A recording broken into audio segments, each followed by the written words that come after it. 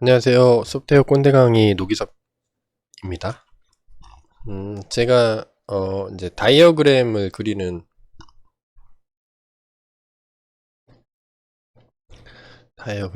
다이어그램이 이제 도형이죠. 뭐뭐뭐 뭐 배선도 무슨 배관도 뭐 이런 것처럼 할 때 쓰는 게 다이어그램이죠. 다이어그램이 이제 소프트웨어 분야에서 많이 필요한데 그거를 손쉽게 작성하는 텍스트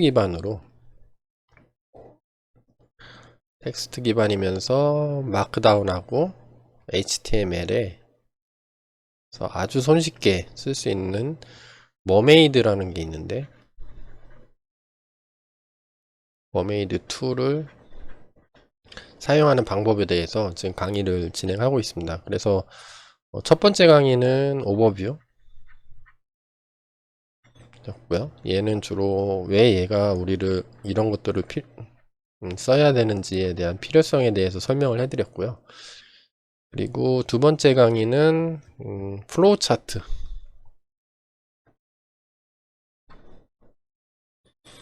순서도라고 하죠, 우리나라 말로. 순서도에서 설명을 했습니다. 설명한 동영상이 따로 있어요. 그래서 나중에 링크 달아 놓을 테니까 그 링크 보고 나는 순서도도 궁금한데요. 그러면 순서도 가서 보시면 되고요. 요 세 번째 강의가 시퀀스 다이어그램입니다.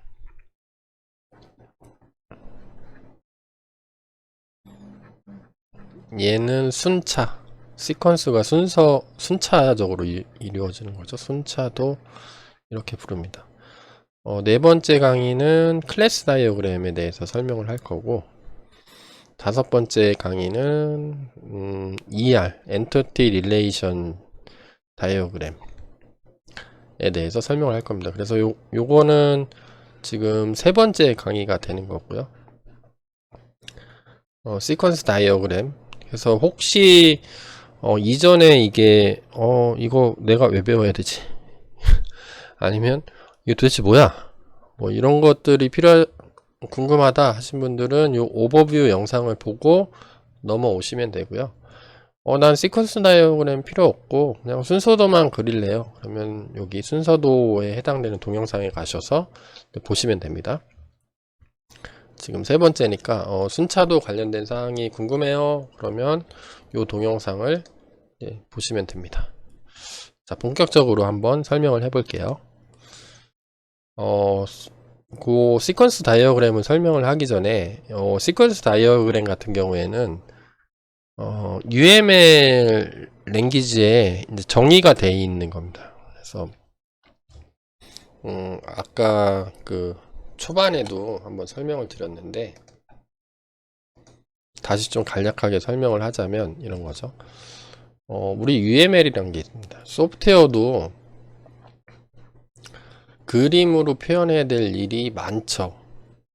우리가 아파트 설계도를 그릴 때 뭐가 있죠? 뭐 배선도도 있고, 배선도, 뭐 조감도도 있고, 그 다음에 배관도도 있고, 뭐 기타 등등 필요한 도면들이 엄청나게 많죠. 아파트라는 집을 짓는데도 그게 필요한 사람들에 따라서 여러 가지 종류가 있는 거죠. 그래서 소프트웨어도 마찬가지라는 겁니다. 그래서 소프트웨어도 설명해야 될 대상, 아니면 내가 표현해야 될 대상에 따라서 종류가 많이 있어요. 그런 것들이 많다 보니까 그거를 UML이라는 거를 만들었습니다. 그래서 Unified Modeling Language 라는 걸 만들어 놨어요. 이게 뭐 국제 뭐 기구입니다. 요런 뭐 똘똘한 사람들이 모여가지고 야, 소프트웨어도 표현할 게 많은데 중구난방이니까 우리 다 통일하자. 그래서 만들어 놓은 게 여기고, 요 UML 그룹에서 정의를 해 놓은 게 사물, 관계, 뭐 도해 이렇게 정의를 해 놨습니다. 야, 소프트웨어를 그림으로 표현하려면 뭐 이런 것도 필요할 것 같아. 쭉 정의를 해 놓은 거예요. 그래서 도해가 여기, 얘가 다른 말로 하면 그림이죠. 그림 종류는 이런 것들이 필요할 것 같아. 이렇게 해서 여기까지 정의를 해 놓은 겁니다. 지금 할 거는 요거 순차도 할 거고요. 다음 시간에 할 거는 요 클래스도 요걸 할 겁니다. 나머지 것들도 그 각각의 그림 이름에 맞게 필요한 상황들이 다 있습니다. 거기에 맞게 이제 쓰면 되는데 제일 많이 쓰는 게 요 클래스도하고 순차도를 제가 볼 때는 제일 많이 쓰는 것 같아요. 이번 그 유튜브 동영상 시리즈에는 요 클래스도하고 순차도를 이제 설명을 할 건데, 이번에 설명할 거는 요 순차도에 대한 내용입니다. 그래서 요거는 어떻게 그려라 이렇게 다 정의가 돼 있어요. 왜냐하면 A라는 사람이 그리는 순차도 시퀀스 다이어그램하고 B라는 사람이 그리는 거하고 뭐 X라는 사람이 그리는 거하고 다 틀리다. 표현 방법이 틀리면 안 되겠죠. 정보 교환이 안 되겠죠. 예를 들어서 나는 뭐 예를 들어서 구성이라는 단어가 있으면 구성이라는 거는 한글을 아는 사람들은 다 똑같이 이해를 해야 되는 거죠. 근데 표현 방법이 다 틀려. 뭐 이런 식으로 다 틀리면 안 되겠죠. 통일을 해 놓은 겁니다. 그래서 이 시퀀스 다이어그램을 좀 개념적으로 설명하자면 객체하고 객체 사이의 관계를 표현을 하는 겁니다. 뭐 예를 들어서 일단 뭐 실습을 하면은 정확하게 이해가 되실 건데요. 객체하고 객체가 어떤 메시지들을 주고받게 됩니다. 뭐 서버에서 클라이언트가 서버에서 뭐 리퀘스트를 보내면 서버는 리스폰스 메시지를 보내죠. 뭐 그런 것들을 쭉 눈으로 딱 보고 그림 한 장으로 좀 이해하기 쉽게 만들 필요가 있었겠죠, 사람들이. 그런 것들을 그리는 겁니다. 얘는 시퀀스다 보니까 시간적인 순서를 되게 강조를 하겠죠. 그리고 시스템이라고 하면 우리 소프트웨어죠. 소프트웨어가 시간에 따라서 계속 움직이죠. 변화하게 되는데 그 변화하는 거를 좀 똘똘한 말로 이제 동적이다, 다이나믹하다, 이렇게 표현을 해요. 다이나믹한 뷰, 다이나믹한 모습들을 표현을 하는 그림을 시퀀스 다이어그램이라고 부르고 있습니다.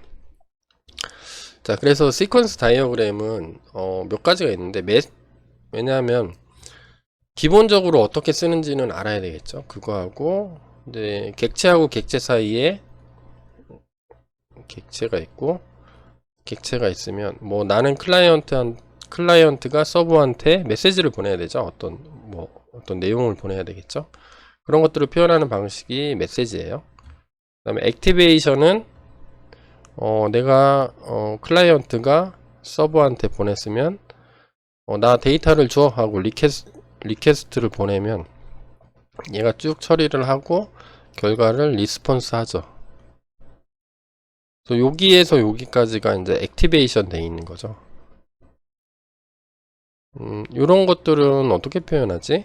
요거를 이제 설명을 하는 거고, 그 다음에 계속해서 돌아가야 되는 거 있죠? 반복.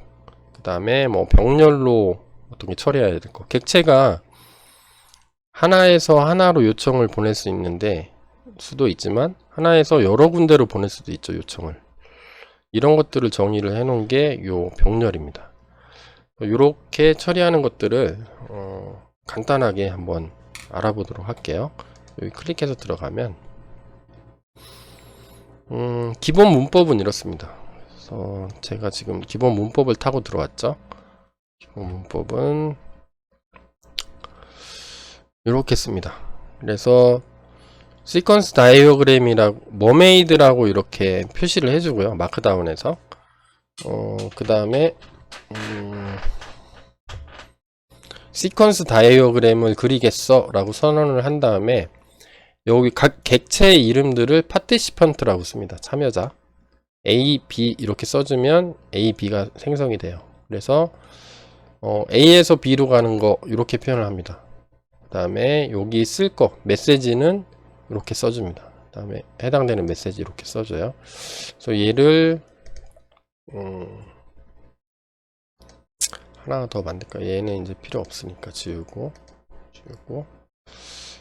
파일을 하나 만들죠. 03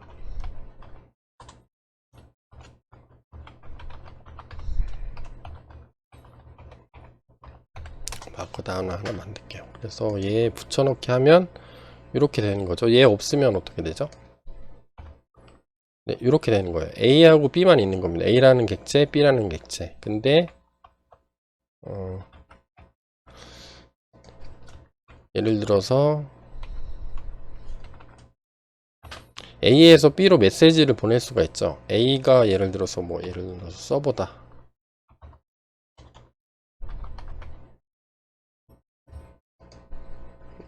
이렇게 써도 되고,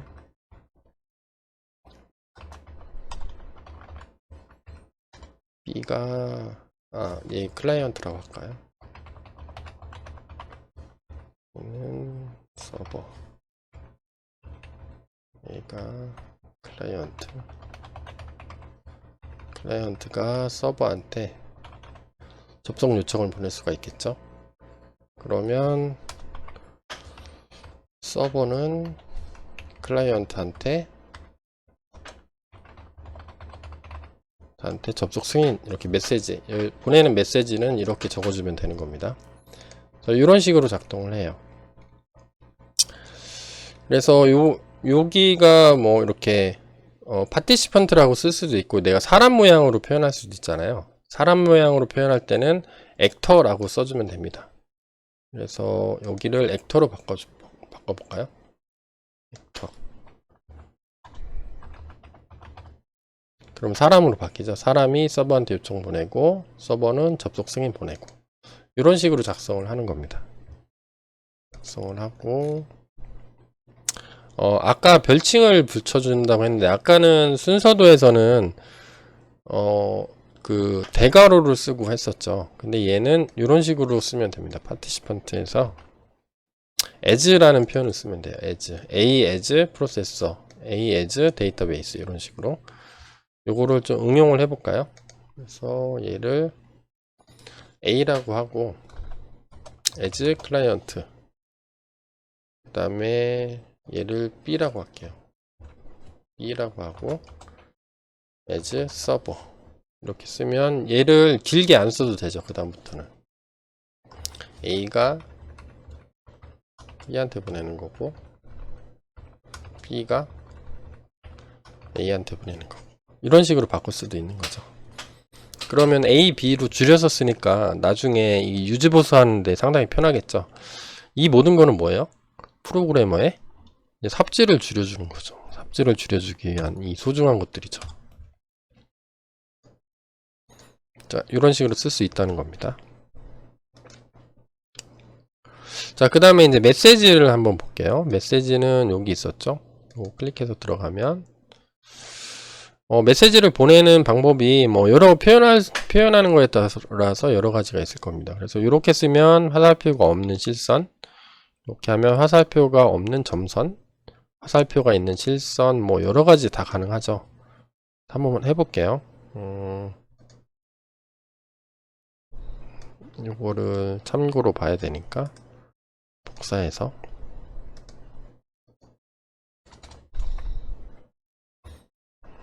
이렇게 한번 써볼까요?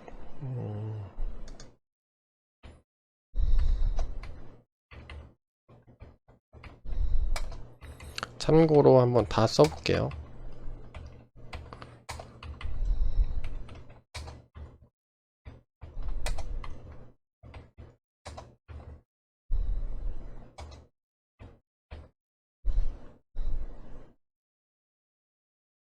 이거 제대로 잘 작동을 하는지 한번 해볼까요?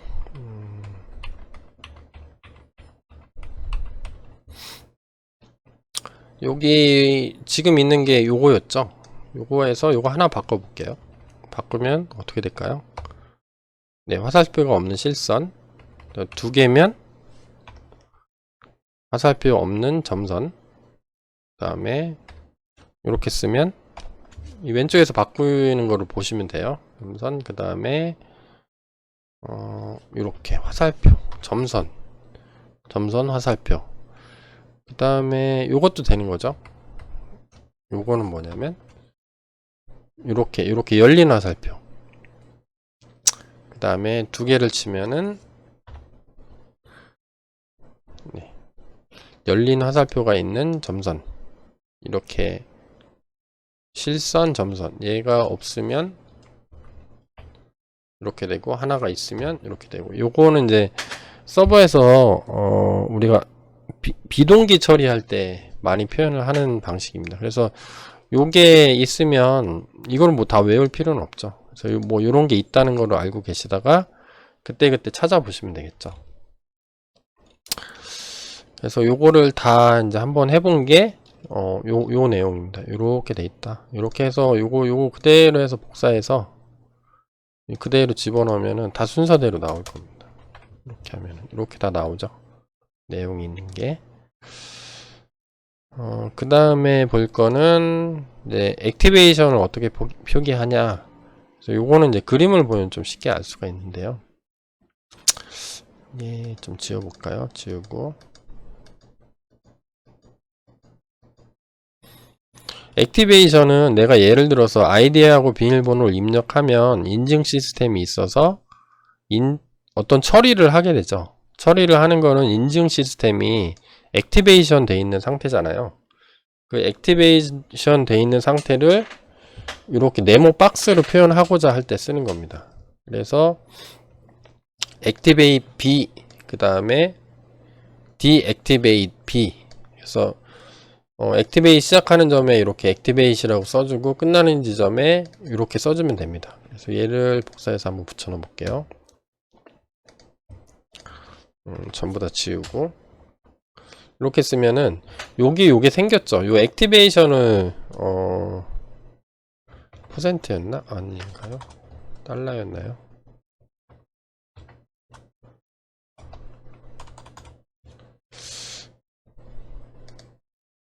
요새 액티베이션을 지워볼게요. 주석 처리를 하면은 뭐였죠? 주석이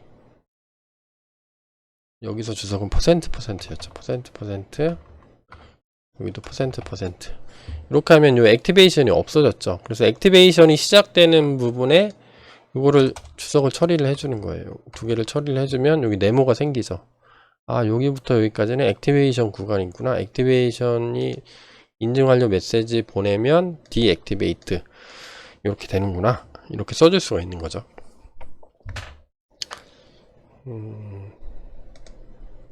근데 얘가 길게 쓰면은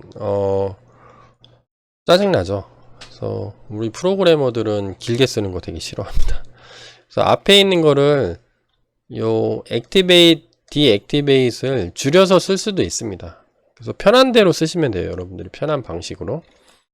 그래서 줄여 쓰려면 화살표 끝에다 플러스 마이너스 요게 간 다음에 액티베이션이 끝나는 거야. 이렇게 마이너스 붙여주면 됩니다. 이거 그대로 복사해서 넣어볼게요. 한번 넣어보면 그림이 똑같죠. 왜냐하면 요 액티베이트 플러스 B가 A가 끝나는 것과 동시에 A에서 B로 가는 메시지가 끝나는 동시에 액티베이션 하라는 거예요. 그래서 요거를 없애면 네모가 없어집니다. 시작하는 점에 플러스 끝나는 점에 마이너스 넣어주면 여기에 네모가 생기는 거죠. 액티베이션 구간이. 자, 요렇게 되는 겁니다. 이렇게 되고 반복 표현 한번 볼까요? 반복 표현. 그래서 반복 표현은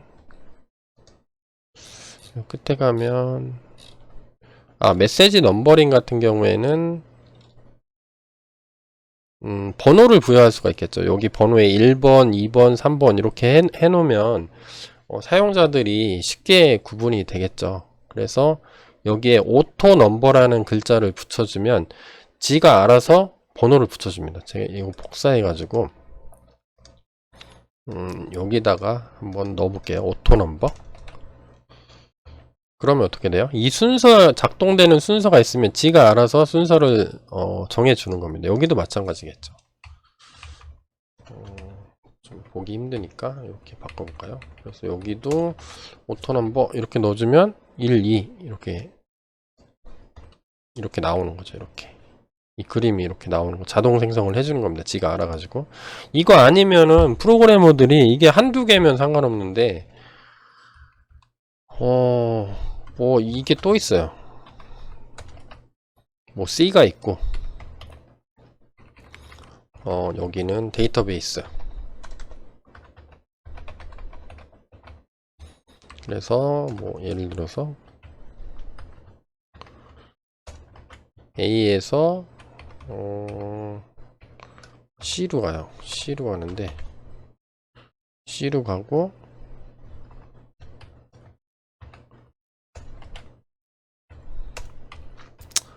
A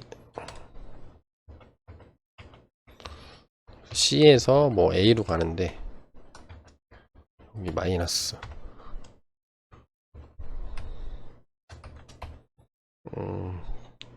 자료 요청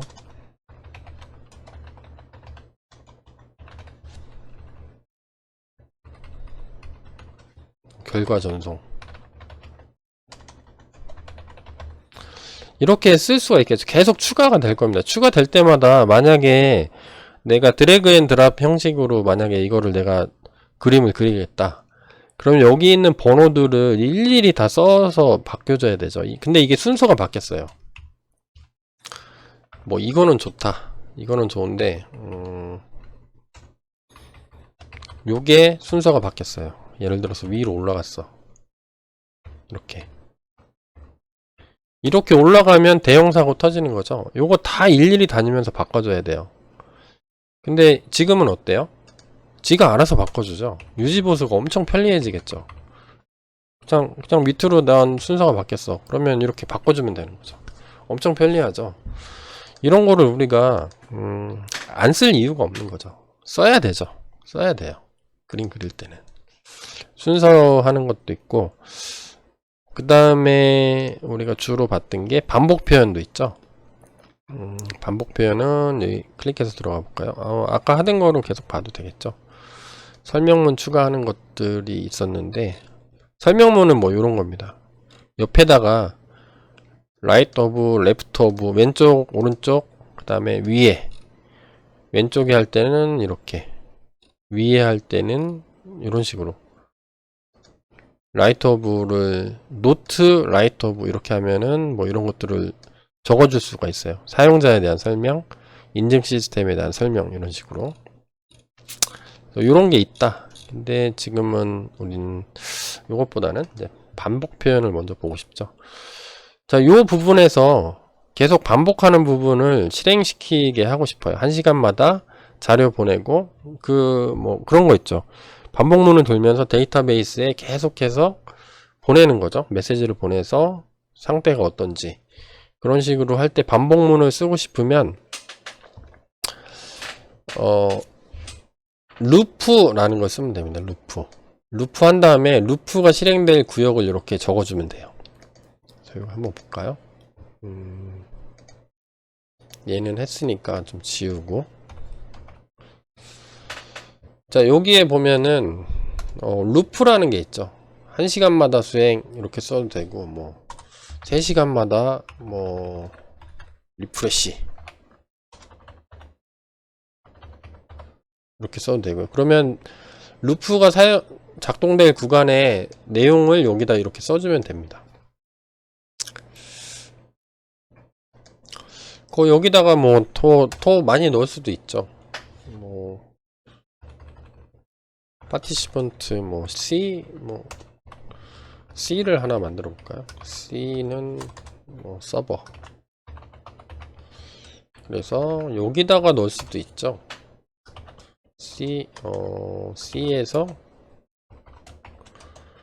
뭐 B로 간다.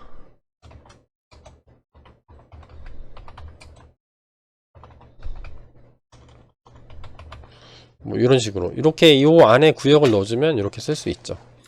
거기다가 나는 또 뭐 넘버링 필요해. 그러면 오토 넘버 이렇게 써주면은 작동되는 순서도 다 기록을 해주고, 구역도 지가 알아서 잡아주고, 메시지도 뿌려주고, 뭐 이런 것들을 할 수가 있는 거죠. 그래서 얘가 이제 시퀀스 다이어그램의 반복 표현입니다. 그리고 병렬 표현도 있어요. 대한 경로는 좀 생략을 할게요. 생략하고, 이게 제가 다 설명하지 않는 게, 우리가 뭐 필요한 부분들만, 좀 주로 쓸 부분들만 제가 설명을 위주로 하니까, 나중에 여기를 찾아보시면 되겠습니다. 제가 작성해 놓은 걸 보셔도 되고요. 원래 머메이드의 공식 홈페이지가 있어요. 그래서 여기에 머메이드라고 구글에 치시면 맨 꼭대기에 나올 거거든요. 여기 들어가시면 여기에 머메이드에서 지원하는 다양한 기능들이 있거든요. 그래서 제가 지금 하고 있는 게 시퀀스 다이어그램이죠. 관련된 사항들이 쭉 정리되어 있습니다. 근데 좀 영어로 돼 있어서 저 같은 경우에는 그 영어 내용을 좀 정리를 한 겁니다. 이제 강의에 필요한 내용들만. 또 여러 개로 전달해야 될 필요가 있죠. 예를 들어서 PAR은 패러럴의 약자예요. 패러럴. 병렬로 내가 메시지를 강감찬이 이순신한테도 메시지를 보내고 홍길동한테도 동시에 메시지를 보내겠다. 이런 걸 어떤 식으로든지 표현을 해야 되잖아요. 이렇게 표현을 안 해놓으면 이게 좀 순서가 좀 틀릴 겁니다. 예를 들어서 강감찬이 이순신한테는 안녕하세요, 강감찬이 홍길동한테는 안녕하세요 이렇게 보내면 이 내용들이 이제 자동으로 찍혀야 되겠죠. 누가 누구한테 보낸다, 누가 누구한테 보낸다. 그러면 결과는 이순신은 강장군 오랜만이요, 홍길동은 장군님, 홍길동이 여기 있습니다. 이런 식으로 표현할 수 있게. 그래서 표현하는 것들이 이렇게 됩니다. 시퀀스 다이어그램에 패러럴이라고 쓰는 거예요. 패러럴 쓰고 강감찬 투 이순신, 그리고 강감찬이 이순신한테 안녕하세요. 엔드. 왜냐면 하나만 보내는 게 아니라 강감찬이 이순신한테도 보내고 강감찬이 홍길동한테도 보내고, 보내는 메시지는 이렇게 쓰면 되죠. 쓰고 패러럴이 끝날 때 엔드 이렇게 써주시면 됩니다. 그러면 여기가 병렬 전달이 끝나는 부분이죠. 여기까지가. 그러면 여기가 되는 겁니다. 요 직사각형. 끝나면 순차적으로 이렇게 보낸다. 클릭해서 넣어볼까요? 병렬 처리하는 거를. 자, 그럼 이렇게 되겠죠. 만약에 이게 없다, 그러면 병렬로만 이렇게 가겠죠. 그래서 강감찬 투 이순신, 강감찬 이순신이 자동으로 생성되죠. 생성되면서 보내는 메시지가 써지고, 여기 메시지 뭐 이렇게 써도 되고 이렇게 써도 되고 이렇게 써도 되고, 아이고, 뭐 도형은 자기 마음이죠. 뭐 이렇게 해도 되고.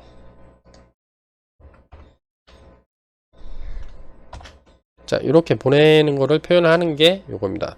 그래서 패러럴에 파를 써주고 끝나는 부분 엔드 써주고 나머지 필요한 부분들은 추가로 작성을 하면 되겠죠. 요런 거를 패러럴이라고 부릅니다. 병렬 메시지라고 불러요.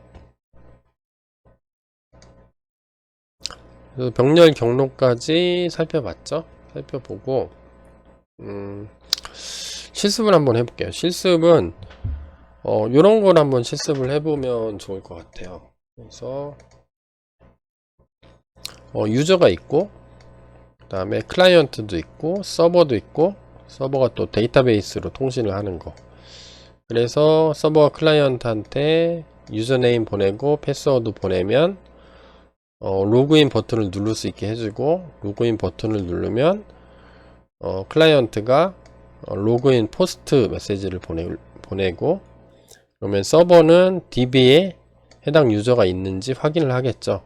그러면 얘가 액티베이션 되는 거죠. 여기가 액티베이션 되고, 데이터베이스는 해당되는 내용을 검색을 해서 결과를 보내주는 거죠. 보내줬는데 사용자 뭐 유저네임하고 아이디하고 패스워드가 맞으면 인증이 true야, 너는 좋아, 이렇게 보낸 다음에 로그인이 성공했으면 홈이라는 페이지로 리다이렉트 하겠다. 뭐 이런 것들이 상당히 많이 쓰이겠죠. 얘를 표현하는 것들이 여기입니다. 시퀀스 다이어그램에서 파티시펀트 이렇게 쭉 설정을 하고, 여기 해당되는 부분이 요거 뭐 이런 거죠. 그 연결선 링크를 지정을 해주고, 각각의 링크에 쓰일 메시지 유필 유저네임 하면 얘가 여기로 오겠죠. 필 패스워드 하면 여기로 오고, 다음에 액티베이션 하면은 플러스 아니면 마이너스를 붙이는 거죠. 이렇게 마이너스 붙이고, 그러면 요거를 손으로 그리려면 이제 프로그래머들은 이게 너무 익숙한데 손으로 그리려면 정말 삽질입니다. 삽질. 정말 힘들어요. 그래서 요거를 한번 하는 거를 실습으로 한번 해볼게요. 자, 그래서 비주얼 스튜디오 코드를 생성을 했고요. 요거는 이제 설명하는 내용이니까 일단 날리고, 그림이 우리 예제에 있는 그림이 얘죠. 얘를 저장을 해놨습니다. 제가 저장을 여기다 해놨어요. 요 그림을 한번 그려볼게요. 같이. 그래서 시퀀스 다이어그램에서 표현할 거니까 여기서 한번 그려보겠습니다. 글자가 잘 나와야 될 텐데. 자, 그러면 여기다 그리려면 백틱 3개 쓰고 머메이드 이렇게 쓰고 끝나는 부분만 닫아주고, 자, 여기서 시퀀스 다이어그램이죠. 이렇게 써주면 돼요. 써주고 엔터 땅 치고 여기부터 쓸게요. 우리는 이제 참여자가 필요해요. 유저, 얘를 유저라고 할게요. 유저 유 이렇게 쓰고 별명을 붙여줄게요. 이름은 붙여줘야 되니까 유저 이렇게 써줄게요. 그러면 얘가 좀 크게 해서 볼까요? 크게 해서 보고 얘를 좀 글자를 좀 줄여볼게요. 좀 안 보일 수가 있는데, 얘도 있고 총 4개죠. 유저, 클라이언트, 서버, 데이터베이스. 유저라고 안 하고 얘는 클라이언트, 서버, 그 다음에 데이터베이스. 이렇게 하면 여기 옆에 다 생기죠. 그림을 크게 봐야 되니까 좀 줄여볼까요? 자, 그런 다음에 메시지를 순서대로 보내면 되죠. 그래서 유저가 어디로 보내죠? 맨 처음에 클라이언트한테 보내죠. 그래서 fill 유저네임, 이런 표시는 없죠.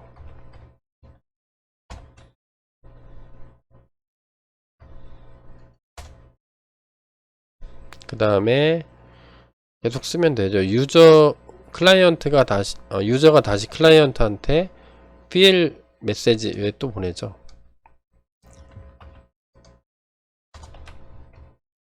fill 패스워드.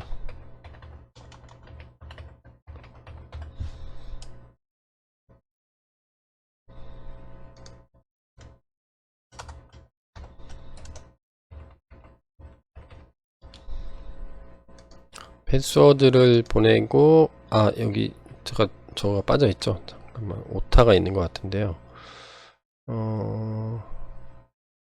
메시지 보내는 게 얘가 아니죠. 여기에서 메시지를 보낼, 여기서 봐야 되겠네요. 요게 있어야 되죠. 컬런이 빠져있네요. 제가 이거를 수정을 해 놓겠습니다. 그 PPT도 아까 여기 잠깐만요. 점이 2개가 있었는데 하나만 있어야 되죠. 점이 안 보이고 있었는데 점을 좀 표현을 해 놓을게요. 점이 다 있어야 돼요. 옆에 이렇게 붙어 있어도 되고 뭐 떨어져 있어도 됩니다. 그래서 요거를 계속 점을 제가 빼먹었네요. 점 빼먹은 거를 표시를 하게 되면 컬런, 그 다음에 컬런 이렇게 하면 보내죠. 보낸 다음에 이 2개를 한 거죠. 2개 한 다음에 enable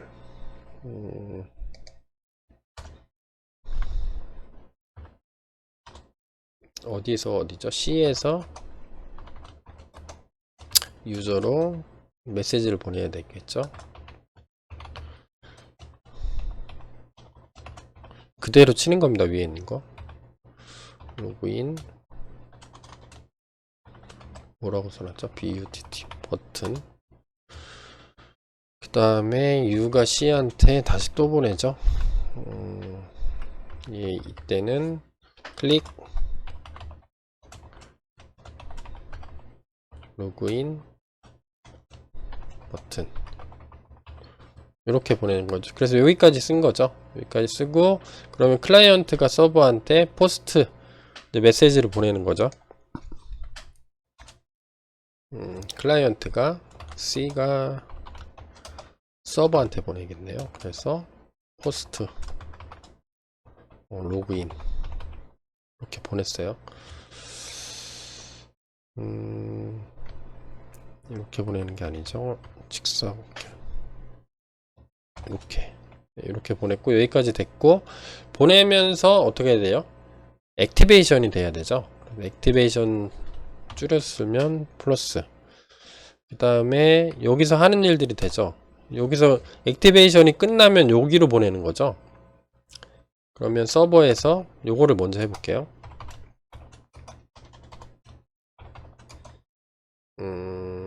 클라이언트로 보내는데 이렇게 보냈죠. 메시지가 authenticated 인증됐고 결과값은 true요. 너는 true. 이렇게 보내는데 얘는 액티베이션이 끝나는 부분이죠. 이렇게 이 부분이 생기는 거죠. 근데 이 부분 사이에 뭐가 생기는 거예요? 이 부분 사이에 얘가 생기는 거죠. 얘.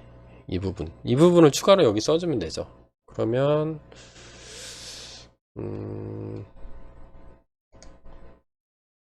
db라고 쓸까요? db라고 씁시다. ppt랑 똑같이 받쳐야 되니까. 그러니까 여기다 써주면 되죠. 그러면 얘가 또 얘한테 보내야 되죠. 얘한테. 그러면 서버가 어디한테 보내요? db한테 보내는 거죠. 뭐를 보내요? 메시지를 select from users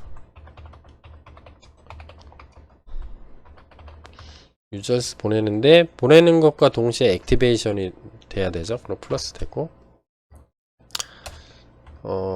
반대로 끝나면 db에서 어디로 서버한테 뭐를 보내요? 요 리절트를 보내죠. 그러면 리절트는 여기가 끝나는 거죠. 액티베이션이 끝나는 부분.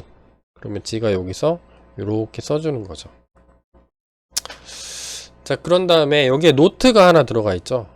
추가 부가 설명. 요 사이에 노트가 있는 거죠. 그럼 요 사이에다가 노트를 써주면 되겠죠. 노트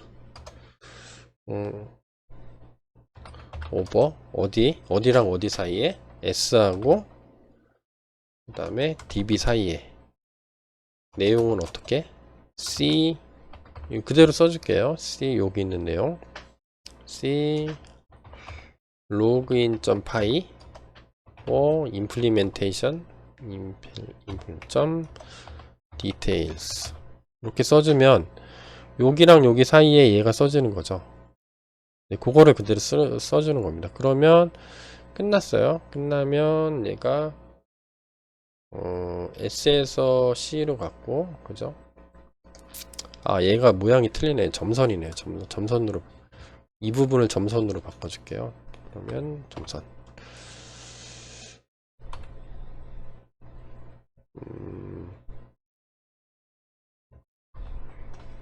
점선 화살표죠.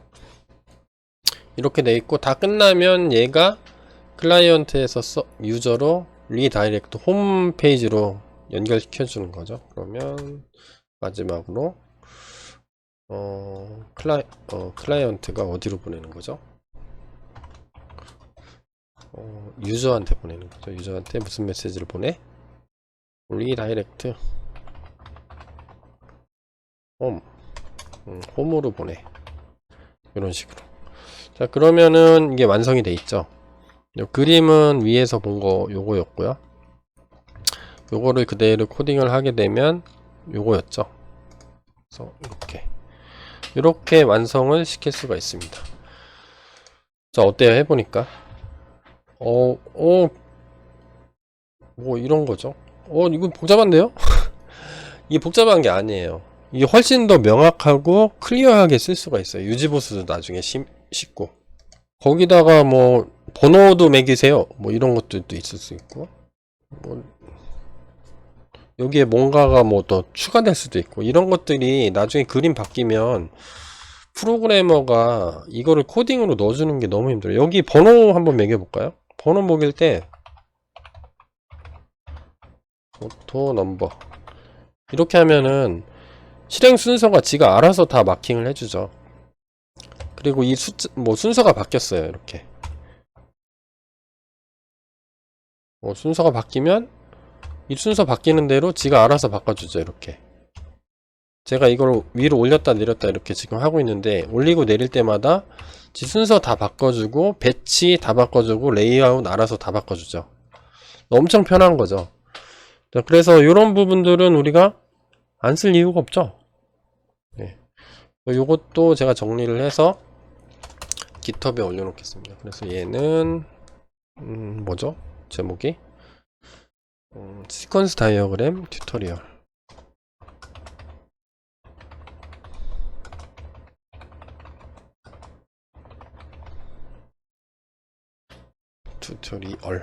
이렇게 해가지고 제가 유튜브에 올려놓을 테니까 여러분들도 같이 한번 보시기 바랍니다. 그래서 세 번째 강의는 시퀀스 다이어그램에 관련된 내용이었고요. 이어서 클래스 다이어그램 한번 같이 해보도록 하겠습니다. 계속 이어서 들어주세요.